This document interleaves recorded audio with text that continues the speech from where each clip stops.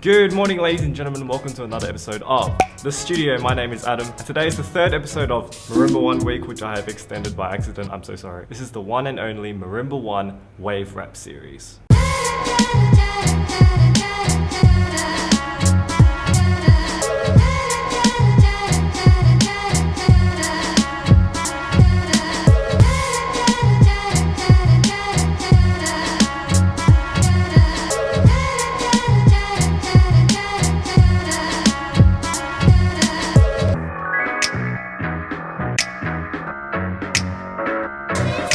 Big shout out to Marimba 1 for sending me these mallets to review on the show today.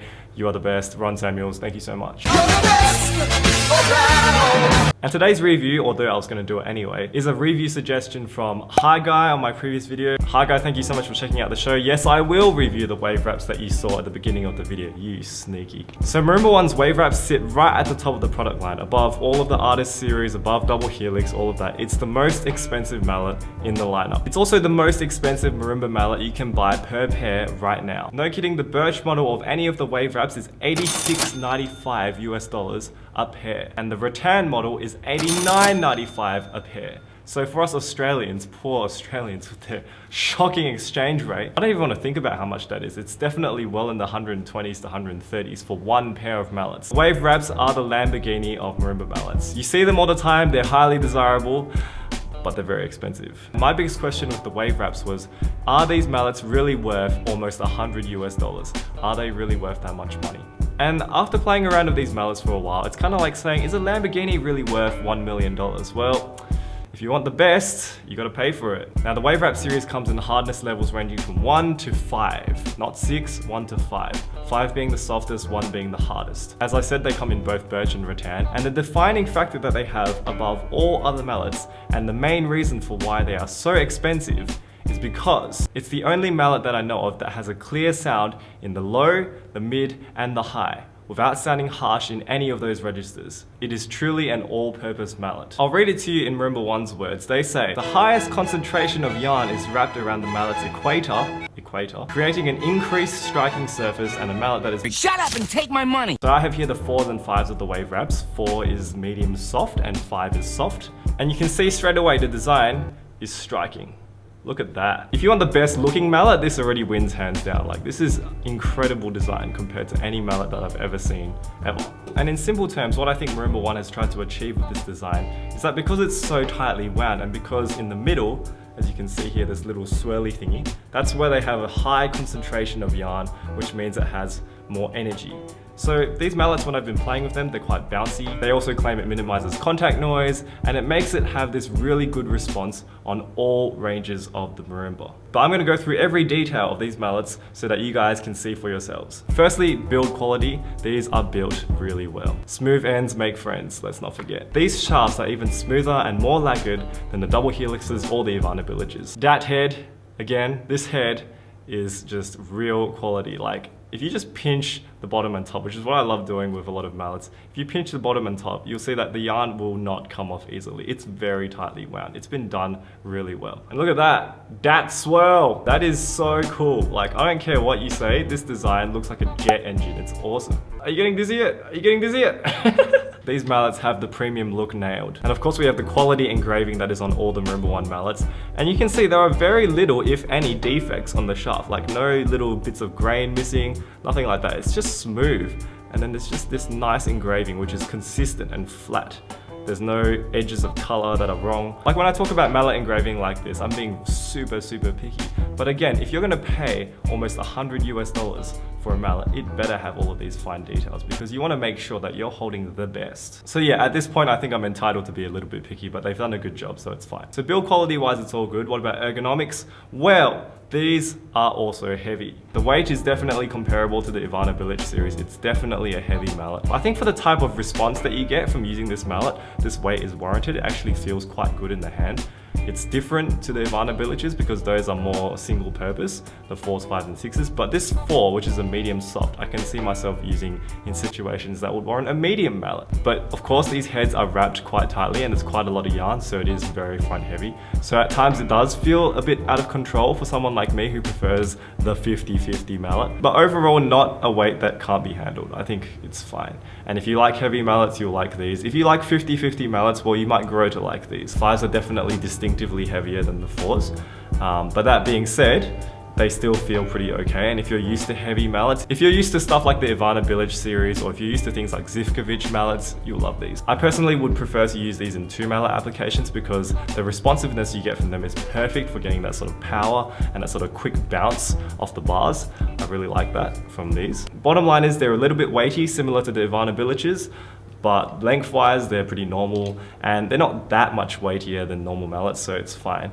And I think for what you're going to be using these for, the weight is perfect. Now the sound is probably the most important thing about the Wave Wraps. We can talk about how well built the mallet is, we can talk about how nice it feels in the hands, but when you're paying that much money for a mallet, it better sound amazing. And with both pairs of mallets, I could definitely feel that you could get a really good sound out of the bottom and the top and the middle of the marimba, which is something I've never seen in any mallet. Normally if you have a mallet that's designed for soft playing, it's nice and soft and warm at the bottom, but the moment you get to the top, and then when you have a hard mallet or a staccato mallet and it speaks really well at the top, you bring it to the bottom and it's like do do do do. This is the only mallet where there's been a nice even balance between all of it. You know what? I'll just let you listen to it. Sound test.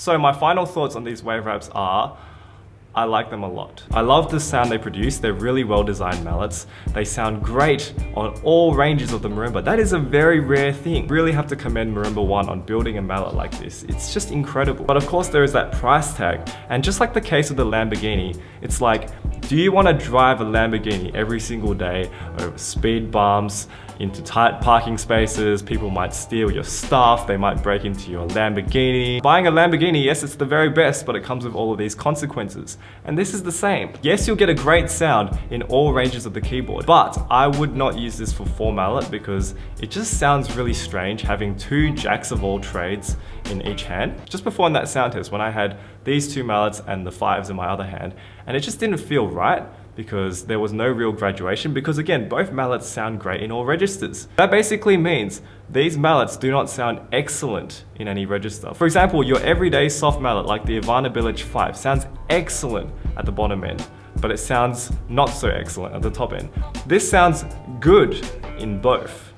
You see what I mean? You're compromising on that extra step of quality, and as a result, graduating these would have pretty much no benefit whatsoever. However, if you wanted the best in 2 mallet playing, these will absolutely smash anything else out of the park. These sound so good as 2 mallets, and you can literally just blitz away on the keyboard without having to worry about harsh sounds at the bottom or the top. It's just nice and clean and warm. So yeah, basically if you're thinking of buying these, just think about what you're going to use them for and think about whether you really need a mallet that is good at all ranges. And if you do, get it. If you have the money, get it. If you're looking for like a general ensemble mallet and solo mallet, I would go for something like the double helixes. But all in all, the design of these mallets is of the highest caliber, so I can see why the price tag is there.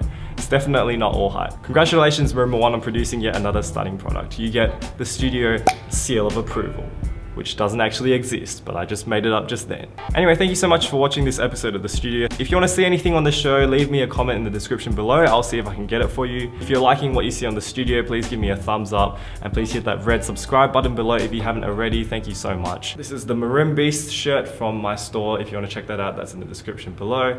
Marimba Beast, ha ha ha ha ha ha. And of course, PASIC just finished yesterday, so if you have anything to show me from PASIC, like videos or photos, just let me know in the comments below. I'd love to check it out because I'm really sad I couldn't go. But as always, I will see you next week for another episode of The Studio. Good night.